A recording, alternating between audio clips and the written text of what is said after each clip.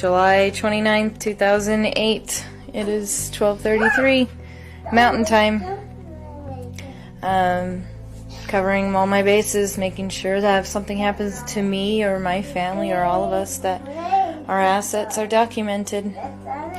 Hope everything works out and we're all happy and live happily ever after as much as that's possible.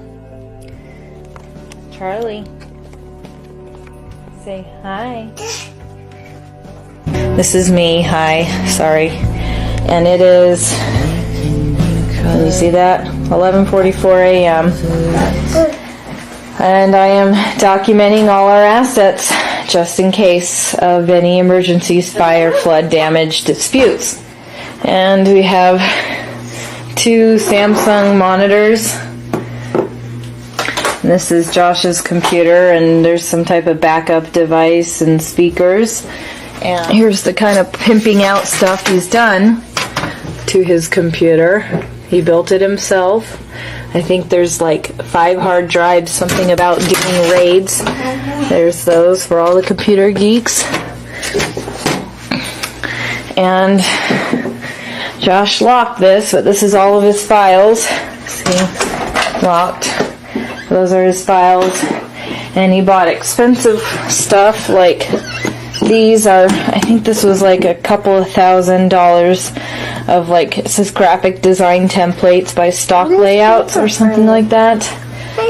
Alright, here's our unfinished basement. We bought 3,000 pounds of wheat, and these are buckets of wheat. See? And this one, whoops.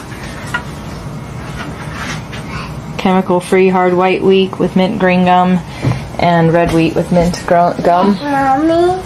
So there's a whole bunch of boxes of, or buckets of it. Here is a rigid saw. I don't know the differences. I think this is a chop saw. Oh, there we go. It says miter saw utility vehicle MSUV. Oh, that's the holding thing of it. And there is a shop vac. This is all stuff bought in a year or less through Home Depot on my credit. Josh bought a lot of stuff and then he had to bankrupt it. And then he bought a little bit more on my credit. There's a nice lamp. These are things to roll wood with. Oh, there's his RC car. It's pretty pimped out. If you can see that stuff. I think he's got probably a 3,000 worth of supply. She wanted this on record, just in case. A quiet catalog of her jewelry, her important documents, the things she wanted people to remember were hers. This wasn't for insurance. It wasn't for inventory. It was for something else entirely. Something she couldn't say out loud. Susan Powell was a mother, a wife, a daughter, a believer. She loved her 2 boys with every breath in her body. She worked a full-time job, attended church, cooked family dinners, posted cheerful updates online. On paper, her life looked solid, quiet, ordinary, stable.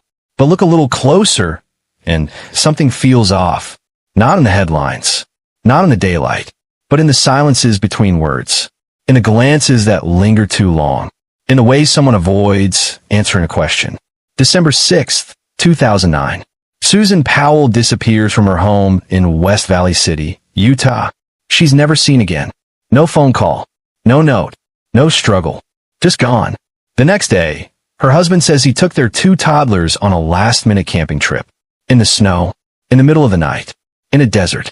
Days later, Susan's friends released the video you just saw, and suddenly, this case becomes something else entirely. A father's strange story. A mother who never came home. 2 children left behind. And 3 years later, something happens that no one was prepared for. What happened to Susan Powell? Why did her husband never search for her? And how did this case end in fire, destruction, and death? Stay with us, because the fire that ended this story is only the beginning of its mystery. And if you believe these stories deserve to be told, if you believe Susan's name should never be forgotten, subscribe to Dark Trail Files. We don't just follow the facts. We follow the silence.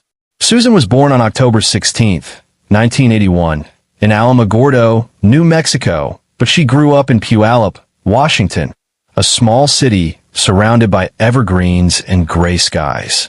Her parents, Chuck and Judy Cox, raised her in a close-knit, faith-driven home. From the outside, her life looked modest but full of warmth. Birthday parties, quiet holidays, church youth camps, and long drives into the mountains. She was thoughtful, curious, and quick to smile. The kind of girl who made friends easily and kept them for years.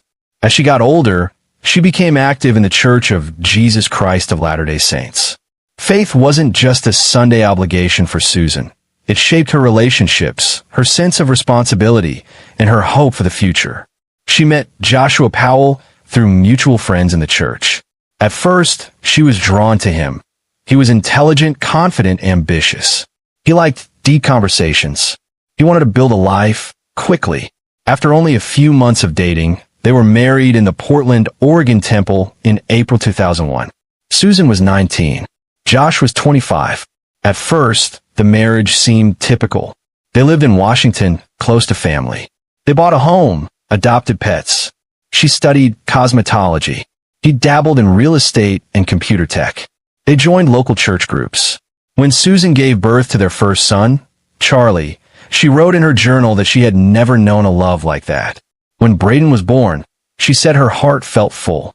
But over time, something shifted, quietly, slowly, privately. Behind the smiles, behind the church meetings, behind the pictures of happy family life, Susan began to feel a deepening sense of unease. Josh had become controlling, not in a way that strangers would notice, but in the small, daily decisions that shaped their lives. He tracked her spending, discouraged her from seeing certain friends, and made financial choices without her input. He insisted she ask permission to use the family car. He started refusing to attend church. He isolated her under the pretense of being logical, orderly, cautious.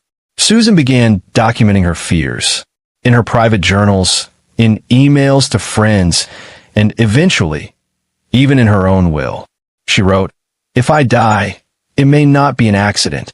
Her co-workers would later testify that she spoke about fearing for her life, that she was making plans to leave Josh, that she wanted custody of her boys, that she was trying to build an escape, but didn't feel safe enough to act yet. Still, through it all, Susan kept going. She kept smiling. She kept working full-time at Wells Fargo while raising 2 toddlers, running her household, and pretending, at least on the surface, that things were okay. And then came Sunday, December 6th, 2009. It began like any other Sunday in the Powell household. That morning, the entire family attended church together. Friends later recalled that Susan looked exhausted, but nothing seemed especially out of the ordinary. Later that day, Susan invited her friend and neighbor, Giovanna Owings, over to help her with some knitting projects. Josh made pancakes for dinner, an odd choice, Giovanna thought, but not worth questioning. Around 5 p.m., Susan laid down to rest. She said she had a headache. Josh, meanwhile, was behaving strangely. He was cleaning the couch, washing blankets, fixated on small things. But again, nothing overtly alarming, just off. By 6 p.m., Giovanna left. That was the last time anyone saw Susan Powell alive. That night it snowed. A heavy, early December snowfall blanketed West Valley City. The streets were quiet. The lights inside the Powell home eventually went dark. The next morning, Monday, Susan didn't show up for work. That was unlike her. She was never late. She always called. Her coworkers grew concerned and left several messages. Nothing. When they called Josh, he didn't answer. By 10 a.m., Susan's daycare provider also noticed something wrong. Josh hadn't dropped the boys off. Susan hadn't called to explain. It didn't add up. By noon, people were calling the police. That same morning, at Wells Fargo, Susan's desk sat empty. Her phone went straight to voicemail. Her name was never called over the loudspeaker, but every person who passed her cubicle felt the weight of her absence. And by that evening, what began as quiet concern would turn into a full-scale investigation. The morning of December 7th, 2009, was cold, quiet, and ordinary for everyone except Susan Powell's friends and coworkers. She hadn't shown up for work at Wells Fargo. No call, no text, Her phone went straight to voicemail. Susan was punctual by nature, reliable, never the kind to disappear without a word. By mid-morning, concern had already begun to simmer among her colleagues. At 2 p.m., her employer reported her missing. When police arrived at the Powell residence for a welfare check, the front door was locked, but no one was home. What they found inside, though, was strange enough to set off alarm bells instantly. Susan's purse was sitting on the kitchen counter. Her car keys, her wallet, her cell phone, all untouched. On the carpet in the living room, 2 box fans were blowing at full blast, angled toward a large, freshly cleaned patch on the floor. The air in the home was oddly sterile, like a hotel room someone had tried to leave spotless. But why? No one had seen Susan since the previous night. And now, the house felt like a stage after a performance, too quiet, too arranged. By late afternoon, officers were scrambling to track down her husband, Josh Powell. He finally returned at 5 p.m., pulling into the driveway with his 2 young sons, Charlie, age 4, and Braden, age 2, tired and disheveled for what he described as a spontaneous midnight camping trip. He claimed he'd taken the boys to Simpson Springs in the West Desert of Utah to make s'mores. At midnight, in the middle of a snowstorm. It didn't make sense. Not to the officers. Not to Susan's family. Not to anyone. Investigators asked why he hadn't answered his phone all day. Josh said it was dead. Why he had taken the boys out so late in such brutal weather. He said he'd lost track of time. Why he hadn't been concerned that his wife never made it to work. He just shrugged. The officers grew more suspicious by the minute. Inside the minivan Josh had driven, police noted something troubling. A shovel, a tarp, and a cooler. Standard camping items, perhaps, but all freshly washed. In the rear cargo space, sand and gravel clung to the floor mat like residue from somewhere far off-road. Even more disturbing were the words of his own children. Charlie, just 4 years old, was asked what he remembered from the night before. His answer chilled investigators. He said, "Mommy was in the trunk. She didn't come back."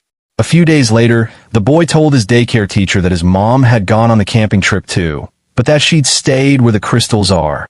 Josh would dismiss it as childish fantasy, but detectives knew better. They traced his cell phone's location data. The timestamps told a very different story. Josh's phone had been turned off for several crucial hours that night, and when it was finally powered back on, the device pinged towers near a desolate stretch of land far west of where he claimed to be areas with deep mine shafts and remote, frozen terrain.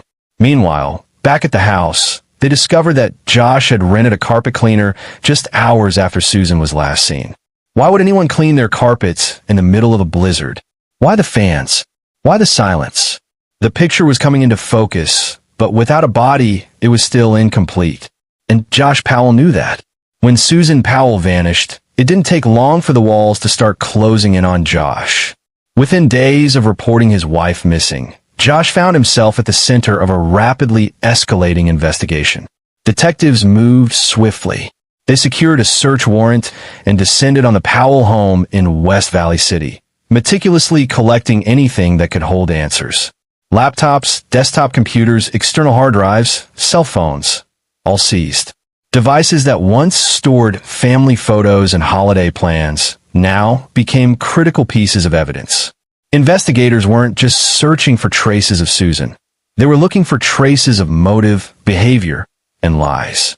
Josh, however, didn't wait to be asked twice. Almost immediately, he stopped cooperating with police.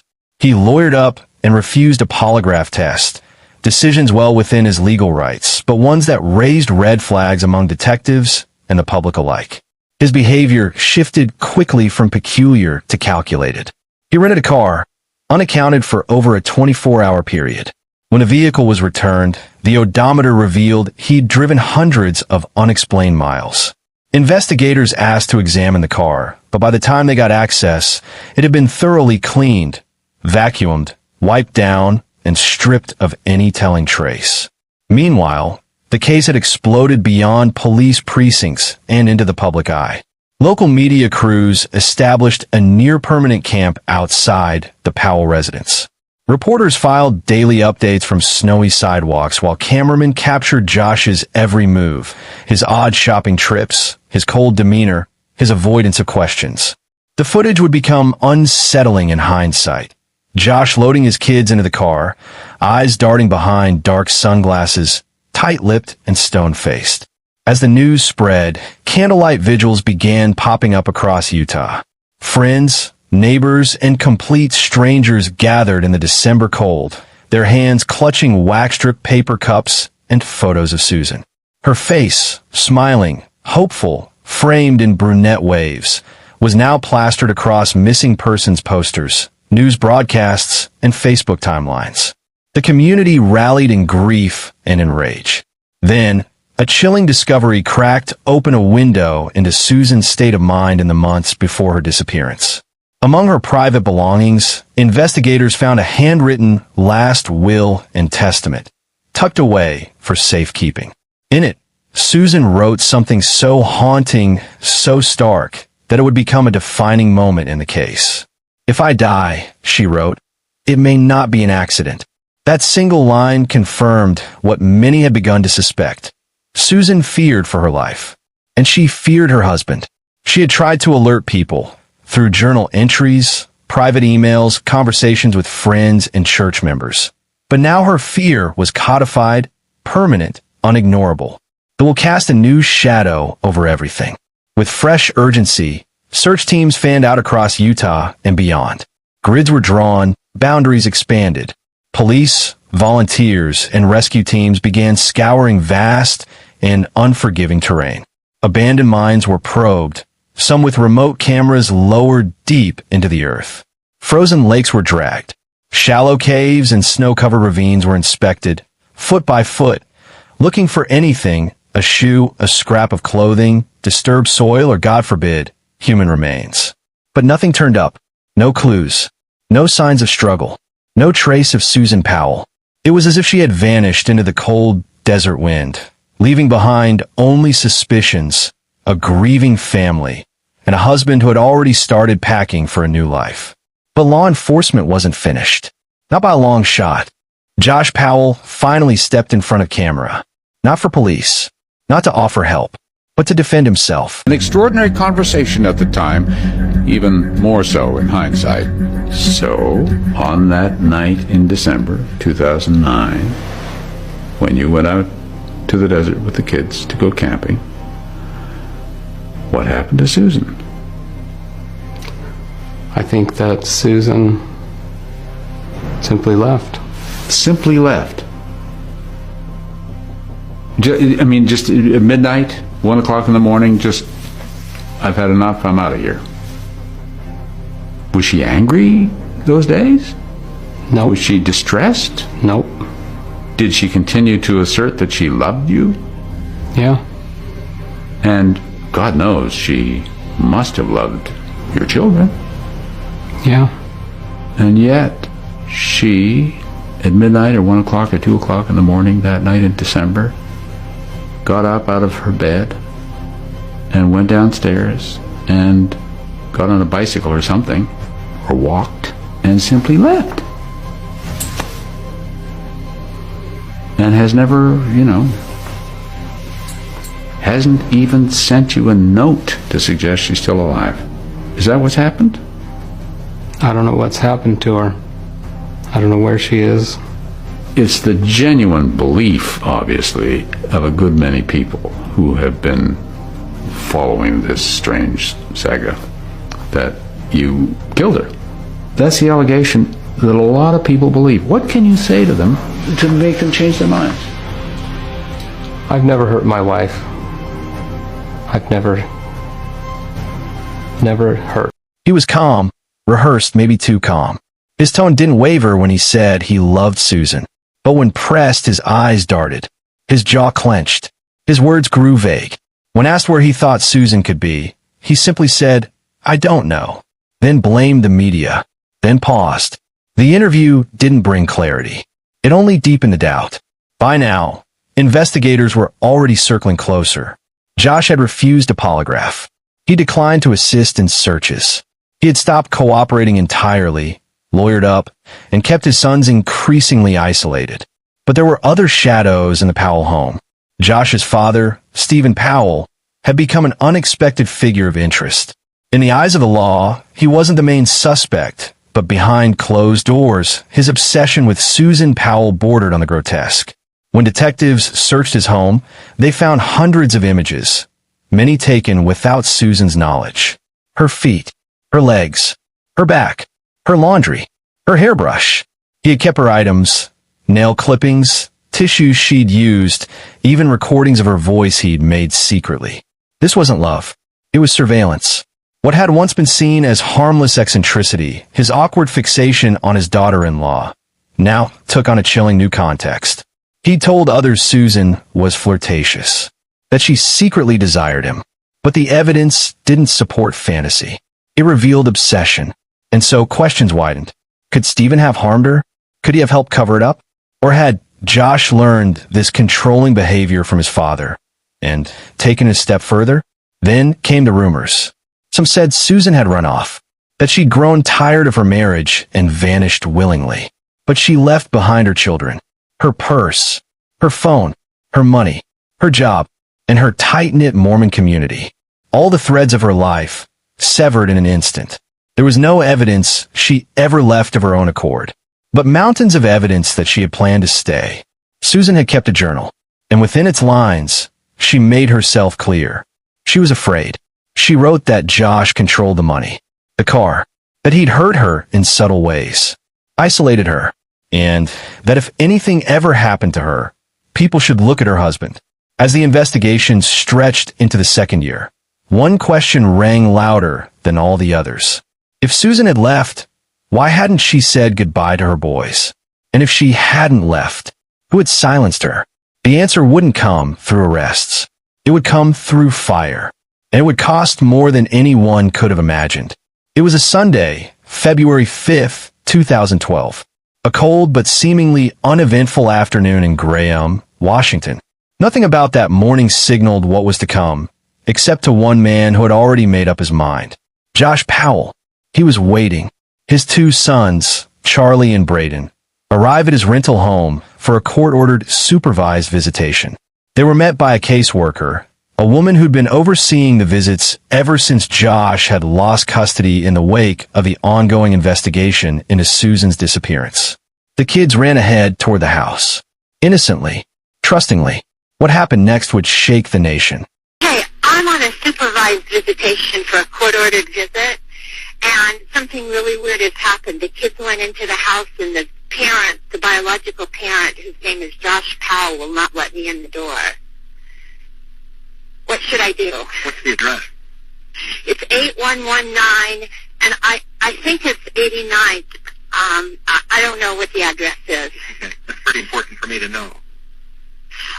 Sorry, I can't. Just a minute. Let me get in my car and see if I can find it. Nothing like this has ever happened before at these visitations, so I'm really shocked. And I could hear one of the kids crying, but he still wouldn't let me in. Okay, it is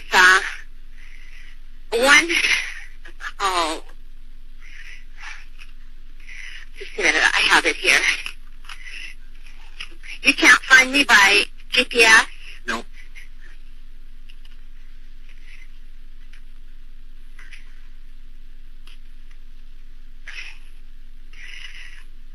Okay, it is, I still can't find it.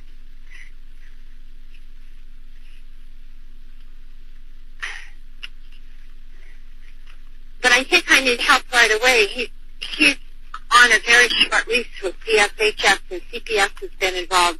And this is the craziest thing. He looked right at me and closed the door. Are you there? Yes, ma'am. I'm just waiting to know where you are. Okay.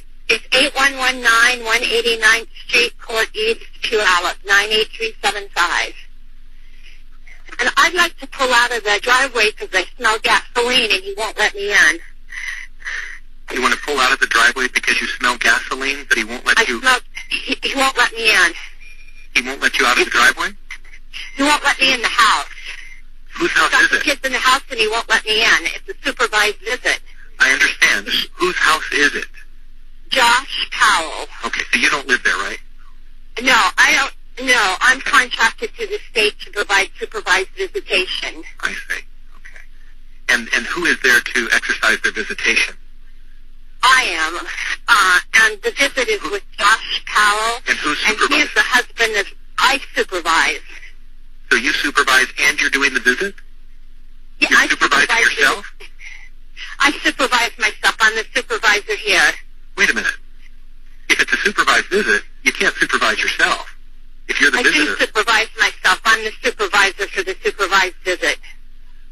Okay, well, aren't you the one making the visit? Or is there another I'm the parent one- that you're supervising? No, I'm the one that supervises. I pick up the kids as their grandparent. Yes. And then who visits with the children? Josh Powell.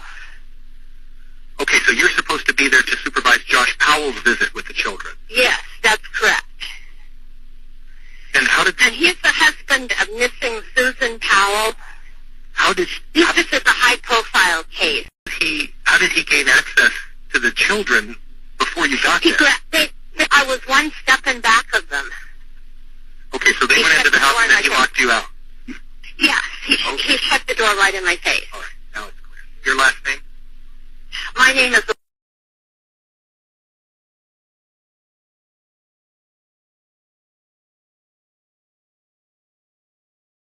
Yes. And what's your phone number, Elizabeth? This cell phone number is...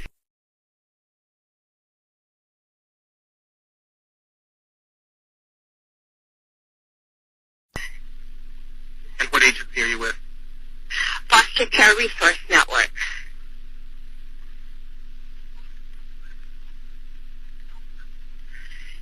And the kids have been in there by now approximately 10 minutes. And he knows this is a supervised visit. 2. Braden is 5 and Charlie is 7.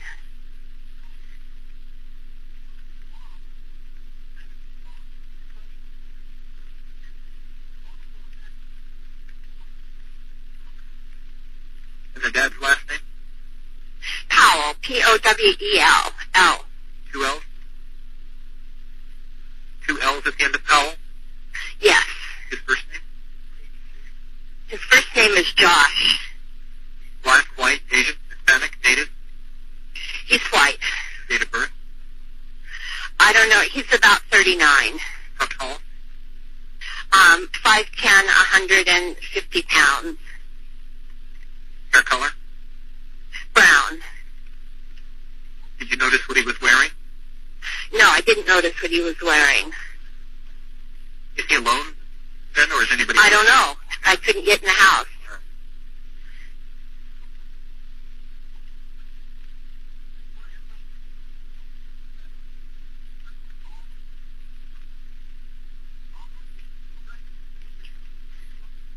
Are you in a vehicle now or on foot?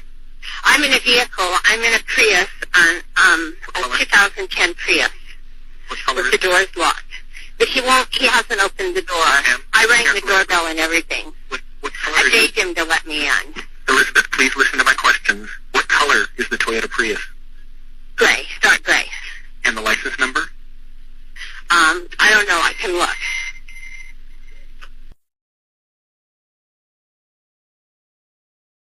All right, we'll have somebody look for you there. Okay, how long will it be? I don't know, ma'am. They have to respond to emergency, life-threatening situations first. The first available deputy Well, is responding. this could be life-threatening. He went to court on Wednesday, and he didn't get his kids back. And this is really, I'm afraid for their lives. Okay, has he threatened the lives of the children previously? I have no idea. All right, we'll have the first available deputy contact you. Thank you. Bye. Hi, ma'am. Were you calling about the fire in the 8200 block of Yes, 188th he Street, exploded Party? the house. Ma'am, Yes, do you know he exploded the house. Okay, do you know the exact address of the house, or are you Yes, supposed it's 8119 189th Street, Court East, Okay, 2 hours. okay, stand by. Do you know if anyone's in the house? Yes, there was a man and 2 children. I just dropped off the children, and he wouldn't let me in the door. Okay, stand line for the fire department. Okay, I'm going to get them on the line. Do not hang up. Hold on.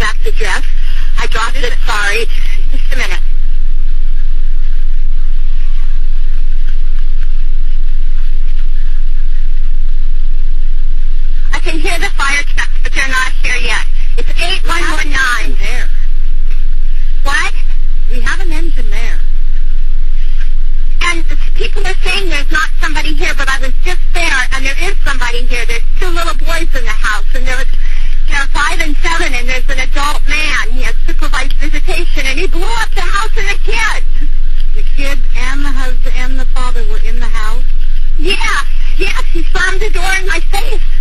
So I kept knocking. I thought it was a mistake. I kept knocking, and then I called 911. You saw him go back into the house when the flame, right before the flame? He didn't ever leave the house. He just opened the door. The kids were one step ahead of me. They're 5 and 7. They were one step ahead of me, and he slammed the door in my face. And you think he might have done this intentionally? Yes. Okay. Downey, go ahead with what you need and pass that on to my... Thank you very much, fireman. What is your name, please? The supervisor... Okay, hold on. Elizabeth, hold on just a moment.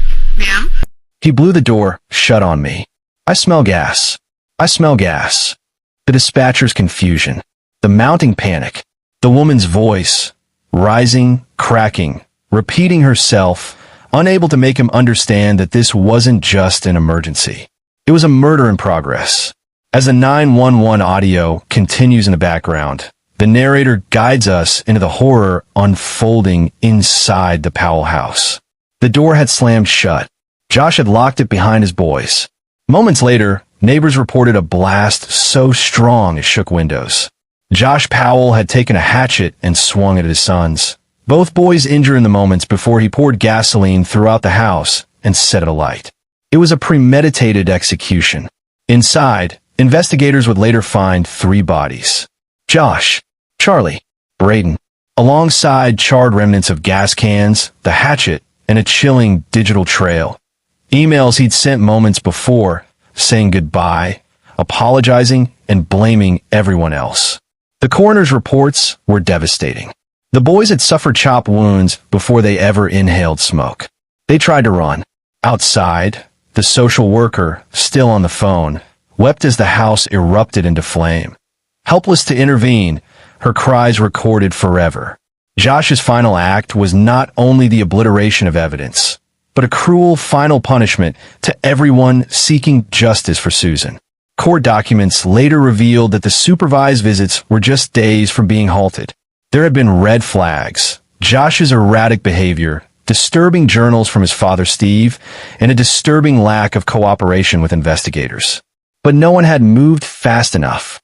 The system had failed. The aftermath was unlike anything Washington State had seen. Candlelight vigils turned into fury. Communities mobilized, launching reform campaigns for family court and supervised visitations. The names Charlie and Braden were spoken everywhere, in schools, in churches, on the floor of the state legislature. It wasn't just about Susan anymore. It was about the children who never had a chance. The Powell case wasn't a whodunit. It was a how could this happen? A fire that burned through more than a home. It scorched public trust, family law, and every quiet doubt that had once lingered about Josh Powell's innocence. What started with a missing woman had ended in a murder-suicide that no one, no judge, no caseworker, no investigator, was able to stop in time. But the worst part? The full truth still hadn't been found.